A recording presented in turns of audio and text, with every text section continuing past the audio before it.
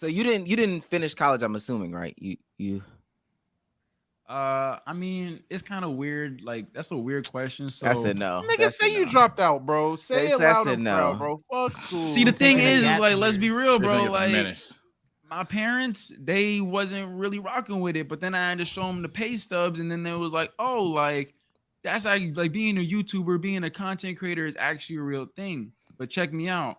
I only have one semester left before graduating.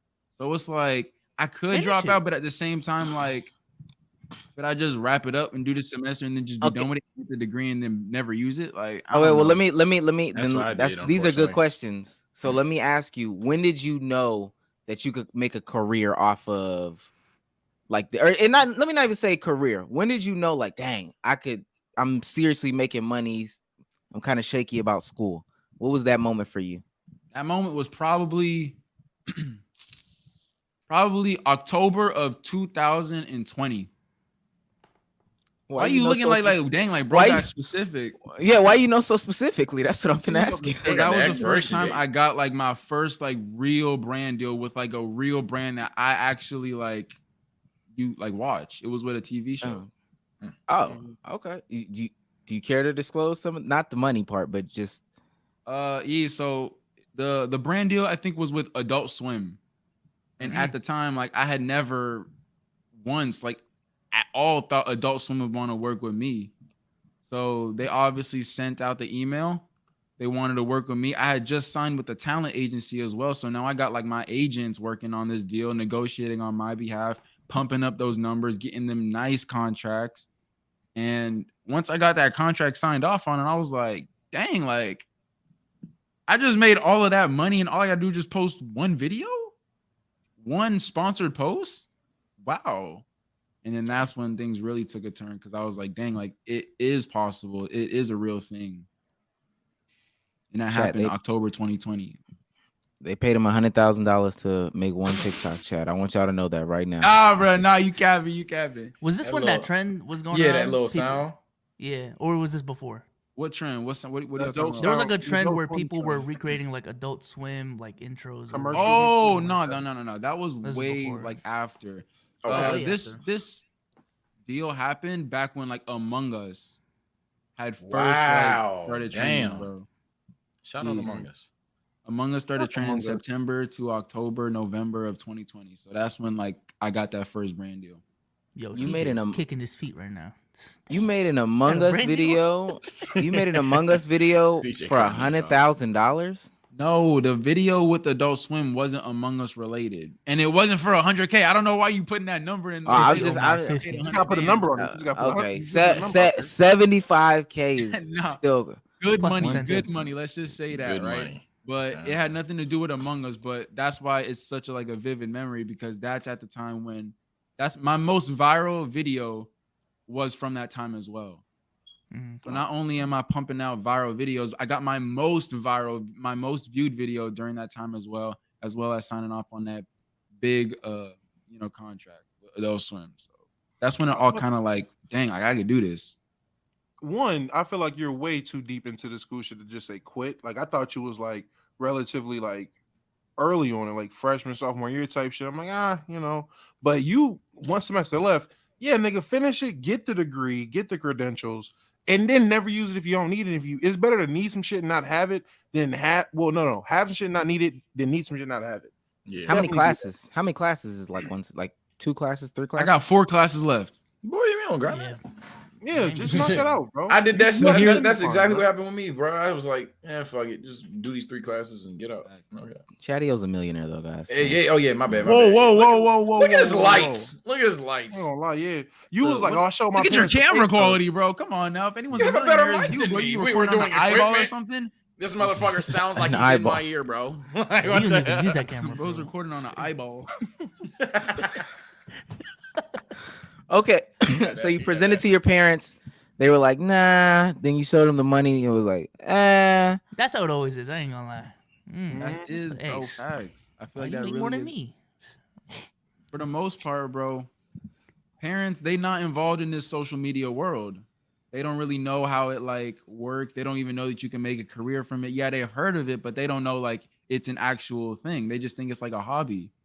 But then when you start showing them contracts, you start showing them you signing with talent agencies, your agent starts wanting to introduce themselves to your family, then it's like, whoa, they're in the entertainment space, which is social media.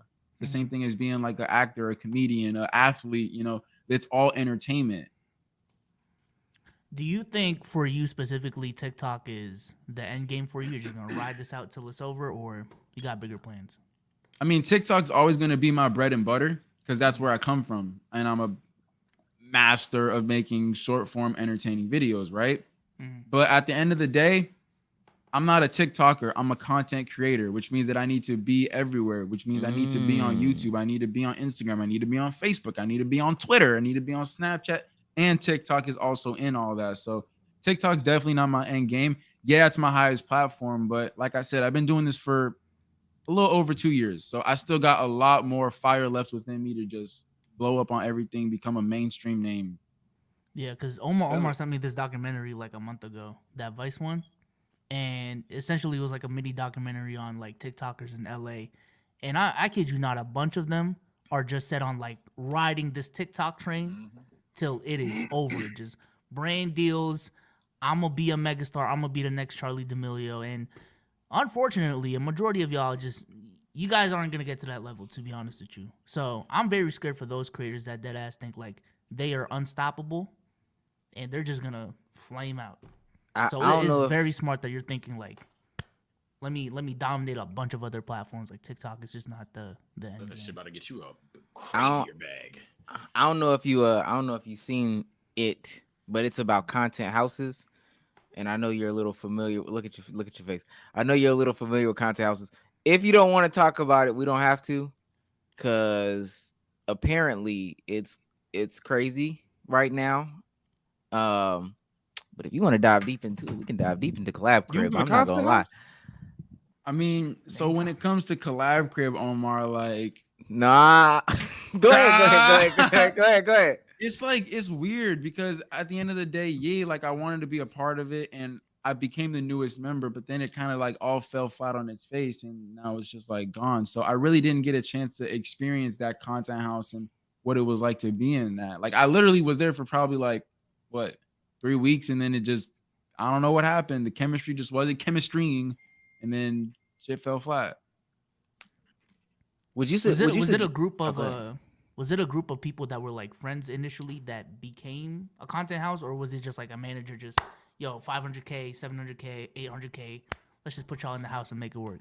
So I think it was probably on that second route where it was like a manager and then that manager would kind of like look for talent that kind of had a good chemistry with each other to kind of get like a good roster of people who could live together. And it had boys and girls and all of that.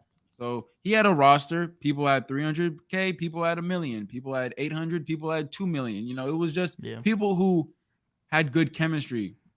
But, all good things come to an end. And I just came on the later end of the train. And when I came, literally, it was at like rock bottom, it seemed like. And then it just fell flat on its face. So I'm not a part of it anymore.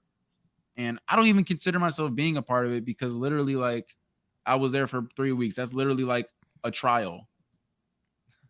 What do you have to say to the people that, because I know some people did it, and that's what that was the crazy thing about the documentary, is that people essentially were like leaving high school and ditching whatever they had in an attempt to make this work. And really they didn't even have what we would consider platforms. They might have had like 200, 250, 300K on TikTok. And they were like, oh shit, yeah, let me leave high school and come across the country and try to make this thing work. What would you say to people that are thinking about that? All right. So at the end of the day, please don't drop out of school. Don't drop out of high school. Don't do none of that. Yeah, taking the leap of faith is important. And I feel like that's where like you can really shine because now you've taken that leap of faith and you're laser focused and putting your all into it. But you have not solidified yourself into making money from it to the point where you can support yourself. If you're taking that leap of faith, there's going to be somebody who's hating on you. And more times than not, it's probably going to be your family. Your family's going to try to trap you in that little, oh, you need to go to school. You need to get a job. You need to work a 9 to 5. And, that's just not for everyone. So for the people that are thinking of dropping out of school, taking that leap of faith, try to literally see what your minimum monthly expenses are, right? If you can't double that from doing TikTok, you gotta stay, bro, until you can do that. Consistently. Because I ain't gonna lie, a 1 year sample size is not big enough for this I was shit. gonna say triple. I've seen a bunch of one and dones, you know what I'm saying? Just flamed out. But if you can prove that you can do this for 2-3 years, all right, at that point, hey, you proven me you're a staple on the platform. You can do this for a long period of time. So You ain't gonna get that support for a long time either, man. It took a whole fucking Also, plat another for thing people. I want to talk about is it's not always about, oh, he only got 100,000 followers. He's still a small fry. 100,000 followers is still a lot of people. I just recently had to change my whole mindset on that, because when you get high numbers and you got millions of followers, your attachment from what is good is completely different from someone else who might not be as big as you. For example, if I post a video and it gets 300,000 views, before that would be seen as a failure. Oh, that video did not perform well. Oh, that video is performing below average. But I want all you guys to truly try to conceptualize 300,000 people standing shoulder to shoulder. That I can't do that. You know what I'm saying? So what I had to actually do, I remember literally it was this year, bro. I was watching the Super Bowl, right? And I'm thinking this was the first Super Bowl since COVID had kind of subsided, whatever. They opened up the stadium, they let people go to the Super Bowl. I had seen, or I asked myself a question. I was like, dang, how much people are sitting in that stadium right now? So I searched it up. They said 90,000 or 88,700, but let's just say 90,000, right? Super Bowl stadium is packed. I cannot believe, I'm not there, but I'm seeing it on TV. It is packed. People are standing shoulder to shoulder, and that's just 90,000 people. Wait, I just posted this video, and 2 days ago, it got 300,000 views. So you're telling me I literally tripled this Super Bowl stadium? My video is equivalent to 3 Super Bowls sold out. And once I started thinking like that, my entire perspective on followers and views changed. It's not about your followers. It's also about how much they mess with you, bro. If you got 100,000 followers and all 100,000 of them are loyal, you could do a lot with that, bro. Yep. You could sell a $10 hoodie. Now you making $10 million. You know what I'm saying? So that's a good point, because specifically on TikTok, a lot of creators have talked about they're having trouble building communities and building connections with their followers because it's short form. You just scroll, you don't really build a connection with your followers. Do you personally think that you have a connection with your following, and how much has your Discord specifically helped? Because I know you have a pretty big I definitely have a great relationship with my supporters and my audience. That was one of the biggest, that's literally one of my biggest values. I don't do this for the money.